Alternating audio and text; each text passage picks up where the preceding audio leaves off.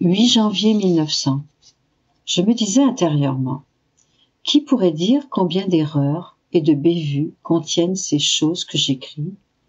À ce moment, je me suis sentie comme si je perdais connaissance, et Jésus béni vint et me dit, « Ma fille, même tes erreurs aideront à faire comprendre qu'il n'y a aucune tromperie volontaire de ta part et que tu n'es pas un docteur, car si tu en étais un, tu saurais où tu erres. Elles rendront encore plus clair que c'est moi qui te parle, du moins pour ceux qui savent voir les choses simplement. Mais je t'assure qu'ils ne trouveront pas une ombre de vice, ni rien qui ne dise vertu, car quand tu écris, moi-même guide ta main. Tout au plus, ils pourront trouver quelque chose qui au premier regard semble erroné, mais qui, s'ils regardent de plus près, correspond à la vérité. Ayant dit cela, il disparut. Quelques heures plus tard, alors que je me sentais toute perplexe et mal à l'aise relativement à ce qu'il m'avait dit, il revint et ajouta « Mon héritage est fermeté et stabilité. Je ne suis sujet à aucun changement. Plus une âme s'approche de moi et avance sur le chemin de la vertu, plus elle se sent ferme et stable dans le bien. D'autre part, plus elle est loin de moi, plus elle est sujette à osciller entre le bien et le mal. »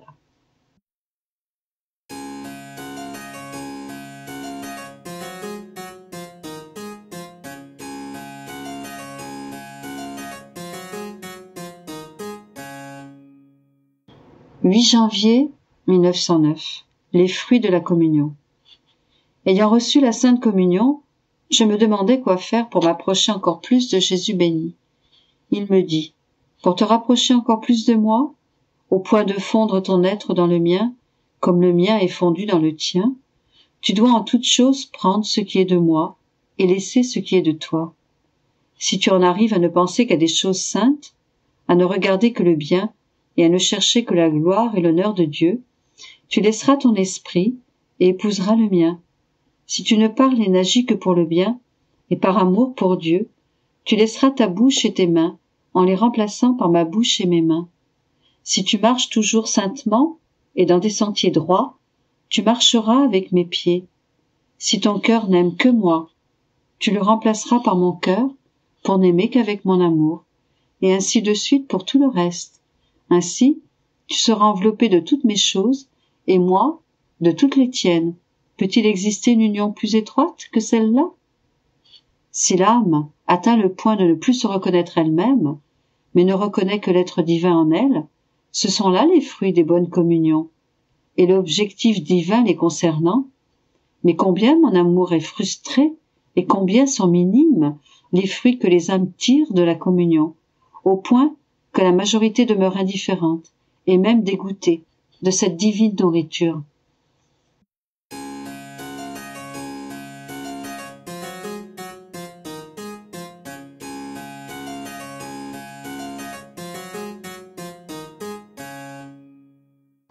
« 8 janvier 1911. Les maisons de rencontre pour prêtres. Les intérêts sont la mythe du prêtre qui fait de lui du bois pourri, bon uniquement pour être brûlé en enfer. Bouche tes oreilles à tout ce qui est humain et ouvre-les à ce qui est divin. Autrement, les difficultés humaines seront ce filet qui enchevêtrera l'âme. Maintenant, afin d'obéir, j'écris sur des choses passées. Je veux donner des explications sur ces rencontres de prêtres que mon bienheureux Jésus désire. Un saint prêtre est venu en novembre dernier et m'a demandé de demander à Jésus ce que Jésus attendait de lui. Mon toujours aimable Jésus m'a dit « La mission du prêtre choisi par moi sera élevée et sublime. Il s'agit de sauver pour moi la partie la plus noble et la plus sacrée que sont mes prêtres qui, en ces temps, sont la risée du peuple. Les moyens les plus appropriés pour les sauver seraient de former ces maisons de rencontre de prêtres, afin de les isoler de leur famille, parce que la famille tue le prêtre. Lui, c'est-à-dire le prêtre choisi par moi, doit promouvoir ce travail auprès des prêtres, les pousser et même les menacer. S'il sauve les prêtres pour moi, il a sauvé le peuple. Alors, j'ai reçu 4 communications de Jésus au sujet de ces rencontres. Je les ai écrites et je les ai remises à ce prêtre. Alors je n'ai pas cru qu'il était nécessaire de les répéter dans mes écrits. Mais l'obéissance demande que je les écrive. Donc, je fais le sacrifice. Premièrement, mon adorable Jésus m'a dit « La mission que je lui donnerai est élevée et sublime, et d'une façon spéciale, c'est une mission pour les prêtres. La foi chez le peuple est presque éteinte, et si on y trouve quelque étincelle, elle est comme cachée sous les cendres. La vie des prêtres, leur mauvais exemple et leur vie, qui demeure presque entièrement mondaine, et peut-être pire, contribuent à faire mourir cette étincelle. Alors, si cela arrive, qu'arrivera-t-il aux prêtres et au peuple? C'est pourquoi je l'ai appelé pour qu'il s'intéresse à ma cause. Avec son exemple, avec ses paroles, ses œuvres et ses sacrifices, il va remédier à la situation. Le remède le plus convenable, le plus approprié, le plus efficace serait de former les maisons de rencontre de prêtres séculiers dans leur propre ville et de les isoler des familles, parce que la famille tue le prêtre et produit des ombres d'intérêt à être projetées sur le peuple, aussi bien que des ombres d'appréciation des choses mondaines et des ombres de corruption. En résumé, la famille enlève tout le lustre, la splendeur de la dignité sacerdotale et fait des prêtres la risée du peuple. Je lui donnerai l'intrépidité, le courage et la grâce s'il se met au travail. En plus, il me semble qu'à un moment donné, le bienheureux Jésus transperça d'amour le cœur de ce prêtre, et à un autre moment, il le transperça de douleur, lui donnant une partie des douleurs de Jésus. Deuxièmement, mon très haut et unique bien continue de me dire le grand bien qui adviendra pour l'Église par la formation de ces maisons de rencontre. Les bons seront encore meilleurs. Les imparfaits, les tièdes et ceux qui se sont laissés aller deviendront bons. Les mauvais quitteront. Et voilà, le corps des ministres de mon Église passé au crible et purifié. Avec la partie des plus élus et des plus sacrés purifiés, le peuple sera reformé. À ce moment-là, j'ai vu Corato dans mon esprit, comme à l'intérieur d'une photo.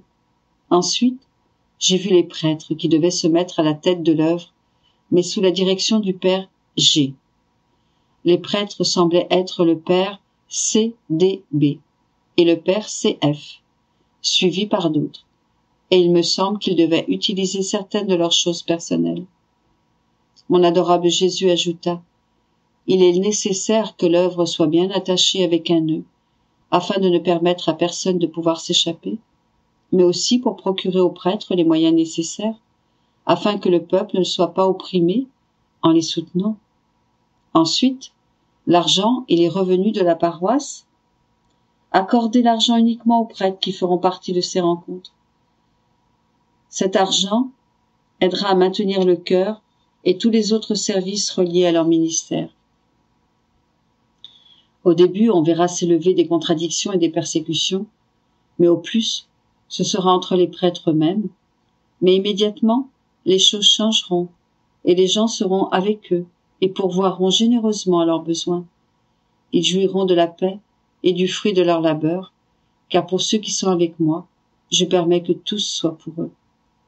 Ensuite, mon toujours aimable Jésus se jeta dans mes bras, boitant et tout affligé, une scène capable de tirer de la compassion des roches même. Il dit « Dis au Père G que je le supplie, que je l'implore d'aider à sauver mes enfants et de ne pas les laisser mourir. » Troisièmement, suite de la même démarche. Avec le prêtre présent, j'ai vu le ciel s'ouvrir et mon adorable Jésus ainsi que la céleste maman qui venait vers moi. Du haut du ciel, tous les saints nous regardaient. Mon toujours aimable et doux Jésus dit « Ma fille, dis au Père G que je veux absolument cette œuvre. Il commence déjà à faire des difficultés. Dis-lui que rien d'autre n'est nécessaire, sinon que d'avoir de l'intrépidité, du courage et aucun intérêt. Il est nécessaire de fermer les oreilles à tout ce qui est humain et de les ouvrir à tout ce qui est divin. Autrement, les difficultés humaines seront ce filet qui les enchevêtrera de façon qu'ils ne sauront pas s'en sortir. Je les châtierai en toute justice, en faisant d'eux les torchons du peuple. Si au contraire, ils promettent de se mettre au travail, je serai tout pour eux. Ils ne seront rien d'autre que les ombres qui suivront l'œuvre si désirée par moi. Non seulement cela, mais ils recevront un autre grand bienfait. Il est nécessaire pour l'Église d'être purifiée et lavée dans le sang, parce que plusieurs se sont couverts de boue, au point de me donner la nausée. Là où ils seront purifiés par ce moyen, c'est-à-dire les maisons de rencontre, j'épargnerai le sang. Que pourrait-il vouloir de plus? Ensuite, se retournant comme s'il regardait un prêtre en particulier, il ajouta: Je t'ai choisi pour être à la tête de cette œuvre, parce que j'ai jeté en toi une graine de courage. Ceci est le don que je t'ai fait. Je ne veux pas que tu retiennes ce don inutilement. Jusqu'à présent, tu l'as gaspillé dans des choses frivoles, en sottises et en jeux de politique. Et ces choses ne t'ont payé en retour que par de l'amertume, et en ne te donnant même pas la paix. Maintenant, ça suffit. Ça suffit. Mets-toi à mon travail. Utilise ce courage que je t'ai donné. Tout pour moi, et je serai tout pour toi. Je te paierai en te donnant paix et grâce. Je te ferai acquérir l'estime pour laquelle tu as jeté l'hameçon jusqu'à ce jour sans rien attraper. Je ne te donnerai pas l'estime humaine, mais plutôt l'estime divine. Puis il dit au Père G: Mon fils, courage, défends ma cause, soutiens-la. Aide les prêtres que tu vois un peu disposés envers cette œuvre. Promets tout bien, en mon nom, à ceux qui se mettront à la tâche, et menace ceux qui soulèvent contradictions et obstacles. Dis aux évêques et aux chefs que s'ils veulent sauver le troupeau, ceci est l'unique moyen. Dis-leur que c'est le devoir de l'évêque de sauver les pasteurs et les pasteurs, le troupeau. Si les évêques ne mettent pas les pasteurs en sécurité, comment le troupeau pourrait-il jamais être sauvé? Quatrièmement, ayant compris les difficultés qu'ont les prêtres de bien organiser les rencontres, je priais le bon Jésus que si les maisons étaient sa volonté, qu'il fasse fondre les obstacles qui empêchent un si grand bien. Mon adorable Jésus en venant m'a dit: Ma fille, tous les obstacles viennent du fait que chacun regarde les choses selon son point de vue et selon ses dispositions. Naturellement, 1000 pièges et obstacles se placent sur la piste pour entraver leur pas. Mais s'ils regardent l'œuvre sous l'aspect de mon honneur et de ma gloire, et comme l'unique bien pour leur âme et les âmes des autres, tous les pièges se briseront et les obstacles disparaîtront. Et encore, s'ils se mettent au travail, je serai avec eux et je les protégerai tellement que si un prêtre veut opposer et entraver mon œuvre, je suis même disposé à prendre sa vie. Ensuite, mon toujours aimable Jésus tout affligé ajouta: Ah, ma fille, que crois-tu être l'obstacle le plus insurmontable et le piège le plus solide? Seulement les intérêts. Les intérêts sont la mythe du prêtre, qui fait de lui un bois pourri, bon uniquement pour être brûlé en enfer. Les intérêts font des prêtres la risée du démon, la moquerie du peuple et l'idole de leur propre famille. C'est pourquoi le démon mettra beaucoup d'obstacles pour les empêcher de réaliser cette œuvre, parce qu'il voit se déchirer le filet qui tenait les prêtres enchaînés et esclaves de sa domination. C'est pourquoi tu dois dire au Père G de donner du courage aux prêtres qu'il voit disposés et de ne pas les abandonner s'il voit que l'œuvre n'avance pas. Autrement, ils vont seulement commencer à faire des plans et n'aboutiront à rien. Tu diras aussi au Père G de dire aux évêques de n'ordonner personne qui ne soit disposé à vivre isolé de sa famille. Également, dis au Père G que beaucoup riront de l'œuvre, le ridiculisant et le discréditant, mais il doit les ignorer. Toutes les souffrances, pour ma cause, seront douces.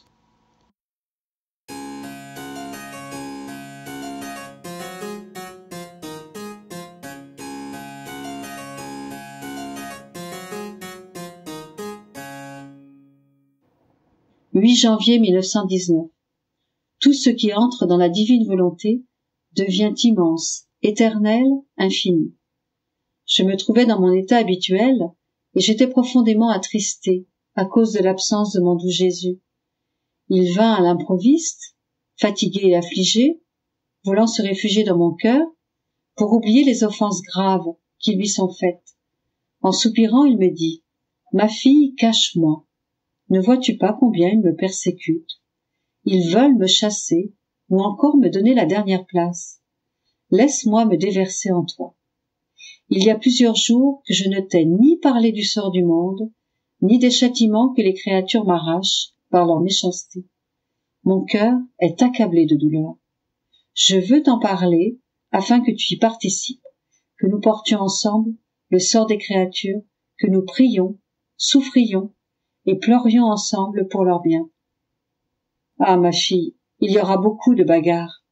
La mort moissonnera beaucoup de vies, et même des prêtres. Oh, combien d'entre eux ne sont que des simulacres de prêtres. Je veux les enlever avant que la persécution de mon Église et les révolutions ne débutent. Qui sait s'ils ne se convertiront pas au moment de leur mort? Autrement, si je les laisse, ceux qui sont travestis en prêtres enlèveront leur masque dans la persécution. Ils s'uniront avec les sectaires, deviendront des ennemis féroces de l'Église, et leur salut n'en sera que plus difficile. Grandement affligé, je lui ai dit, « Mon Jésus, quelle souffrance de t'entendre parler ainsi. Les gens, que feront-ils sans les prêtres? Ils sont déjà si peu nombreux, et tu veux en prendre d'autres? Alors, qui administrera les sacrements? Qui enseignera tes lois? » Jésus reprit, « Ma fille, ne t'afflige pas trop. Le petit nombre n'est rien. Je donnerai à un seul la grâce et la force que je donne à 10, à 20. Je peux compenser pour tout. De plus, n'étant pas bon, beaucoup de prêtres sont le venin du peuple. Au lieu de faire le bien, c'est le mal qu'ils font. Je ne ferai rien d'autre que d'enlever les éléments qui empoisonnent le peuple. » Ensuite, il disparut, et je suis restée avec un clou dans le cœur. J'étais anxieuse en pensant aux souffrances de mon doux Jésus et au sort des pauvres créatures.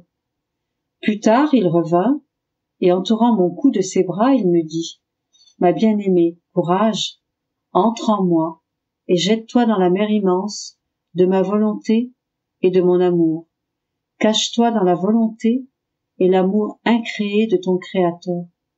Ma volonté a le pouvoir de rendre infini tout ce qui entre en elle et de transformer les actes des créatures en actes éternels. Tout ce qui entre dans ma volonté devient immense, éternel, infini, perdant ses caractéristiques d'être petit, d'avoir eu un commencement et d'être fini. Et si tu cries très fort « Je t'aime », j'entendrai dans ce cri la musique de mon amour éternel, et je sentirai l'amour créé, caché dans l'amour incréé.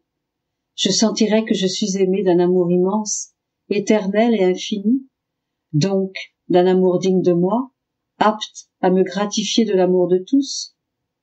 Je restais surprise et enchantée, et je commentais. « Jésus, que dis-tu » Il poursuivit. « Ma chère, ne t'étonne pas, tout est éternel en moi. Rien n'a eu de commencement et rien n'aura de fin. Toi et toutes les autres créatures étiez éternelles dans ma pensée créatrice. L'amour avec lequel j'ai réalisé la création et dont j'ai doté chaque cœur est éternel. Pourquoi donc t'étonner qu'en quittant sa propre volonté, la créature puisse entrer dans la mienne? Ou encore, qu'en s'attachant à l'amour qu'il a désiré et aimé de toute éternité, elle puisse en acquérir la valeur et la puissance éternelle, infinie. Oh, comme on sait peu de choses sur ma volonté. C'est pour cela qu'elle n'est ni aimée, ni appréciée, et que la créature se contente de si peu et agit comme si elle n'avait qu'un commencement temporel. Je ne sais pas si je m'exprime gauchement. Mon aimable Jésus jette dans mon esprit une telle lumière sur sa très sainte volonté que non seulement je suis incapable d'embrasser ses connaissances, mais je manque de mots pour m'exprimer. Pendant que mon esprit se perdait dans cette lumière, Jésus béni me donna un exemple en me disant « Pour mieux te faire comprendre ce que je viens de te dire, imagine le soleil. Il irradie une grande abondance de petites lumières qu'il diffuse sur toute la création, leur accordant la liberté de vivre dispersés dans la création ou de demeurer en lui. N'est-ce pas que les petites lumières qui vivent dans le soleil, avec leurs actes et leur amour, acquièrent la chaleur, l'amour, la puissance et l'immensité du soleil? Demeurant en lui, elles en font partie, vivent à ses dépens et vivent de la même vie que lui. En aucune manière, les petites lumières n'ajoutent ou n'enlèvent quelque chose au soleil, parce que ce qui est immense n'est pas sujet à augmenter ou à diminuer.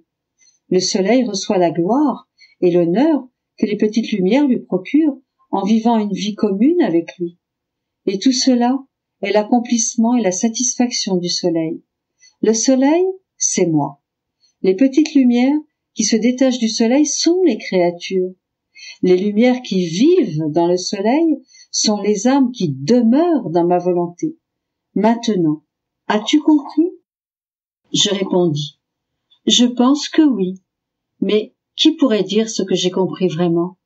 J'aurais aimé me taire, mais le fiat de Jésus ne l'a pas voulu ainsi.